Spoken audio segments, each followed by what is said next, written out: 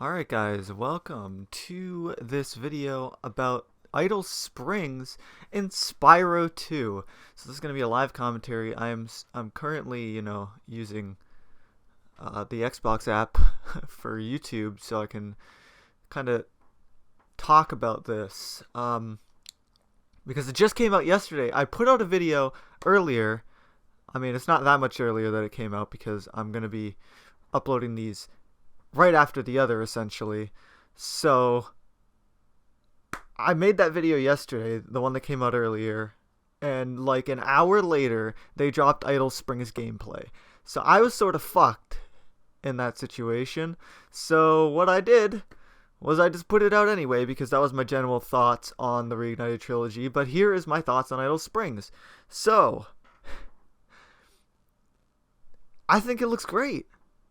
I mean, there are a lot of people who are really upset with it, and I completely understand some of their criticisms. Some of them just seem more like, I don't know, baseless in a way. Not really. Like, I don't want to shoot down some people's criticisms, but some of them seem a little bit unwarranted. But we're going to talk about that whenever. But right now, I just like to point out the things that I've noticed in this because I've seen a couple of other YouTubers kind of gloss over this. First things first, the gems, if you didn't notice them, the gems have their original shape from Spyro Reignited. They do. And it's amazing. And I was worried, and like I made a Reddit post about it, like I said in the last video, where I was worried about the gems being the same across all three games, because they weren't the same in the original games. The gems in Spyro 1 were they were the exact same shape as the red gem from the later games, and they were just different colors and worth different amounts. But in Spyro 2 and 3, they had different shapes for every type of gem. So like the 5 gem was sort of rectangular on the top, and the green gem was more of a triangle. The red gem was pretty much the same, but it was a little bit smaller. The gem sizes seem to be the same across this game, but that's fine because it has the shapes from from the original games, which is great. Like, look, you can see it right here. The green gem has its triangle shape, and that's great. But one other thing, which is incredible, and if I don't end up talking over the entirety of this and he actually goes and picks up a gem, you can hear very faintly the sound of the gem pickup changing, because it changed from Spyro 1 to Spyro 2 to Spyro 3. Like marshmallows on sticks. Which is amazing. They actually paid attention to that small detail. The gems are unique, just like they were in the original games, which is amazing. Some people weren't too satisfied with the text box. I can't say I hate it, but I also can't say I like it very much. I think that in general it looks okay, but I don't know. I wouldn't mind if it stayed, but if they redesigned it, that'd be great. It's not a deal breaker for me, like I've seen it for some other people, but I don't know. The Foremans look good. I've seen a lot of people doing redesigns, taking out their teeth and getting rid of the white around their eyes so they look more like their originals.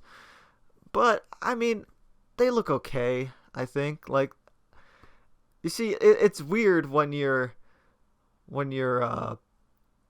converting a game that back in the day had just he's smacking himself in the head with a hammer.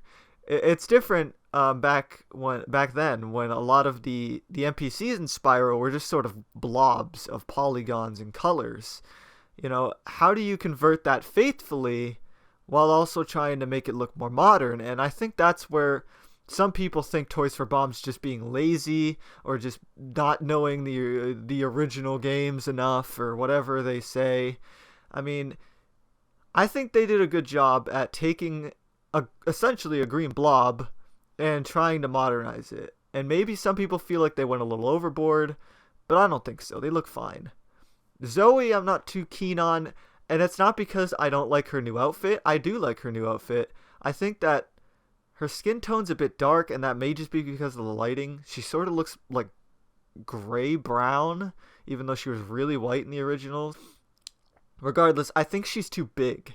That's my biggest problem with her. I think she's too big. She seems really, really long, and that's sort of a problem. Back at the beginning, I'll probably skip to it and show it off. The game actually has water physics, and that's one big thing I really love. I don't know why, but for me, when a game has water physics, I just lose my mind. Also, the gem counter actually counts up one at a time. The video I put out earlier today, I said that it's weird that the gem counter doesn't count up one at a time, but as you can see, it does now, which is incredible. They listened. They listened to what we wanted. I'm so happy that they changed the gem counter. I really am. Here we see a beautiful shot of the vista.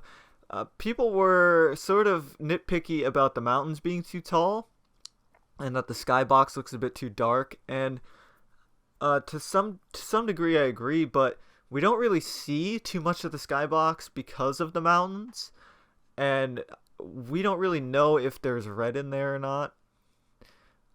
So I don't know. I don't mind it because I feel like the mountains sort of give it more of a unique look as opposed to the original Idle Springs, which sort of looked mountainous, but then it had, you know, these steep cliffs that led to nothing.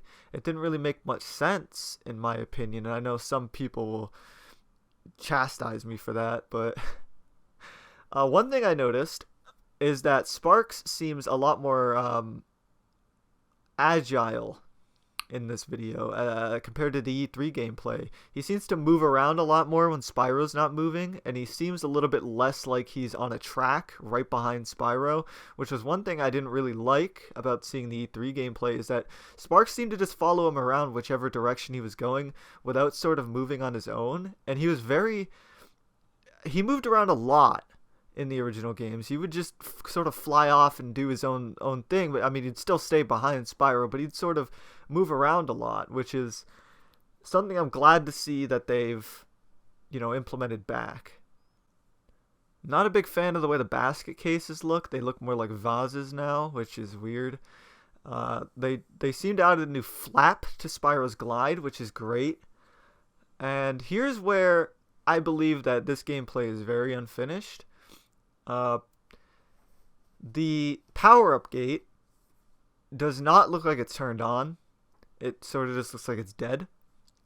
And I mean, you could tell it's turned on because it has the lightning bolt and not just like a number that you need to unlock, but it does not have all the magical particles, so it doesn't look like it's on. And it also doesn't zap Spyro when he goes through it. I'm not a big fan of that. I think there was sort of like a motion blur as he was going through it, which I think is what they were trying to replace the zap and the particles with, but I'm not too keen on that. But if the power-up gates are different on every single level, then awesome. And here's Stella, and they're going to do the rain dance, and oh, there's the orb. A lot of people really don't like the orb. I heard some people saying that they think that that's the talisman animation and they're just using it as a placeholder, and I could see that, but we're just going to have to wait and see. And here's Spyro just chilling out with the new idle animations. He looks great. I love this. Let me know what you think down in the comments below. Goodbye.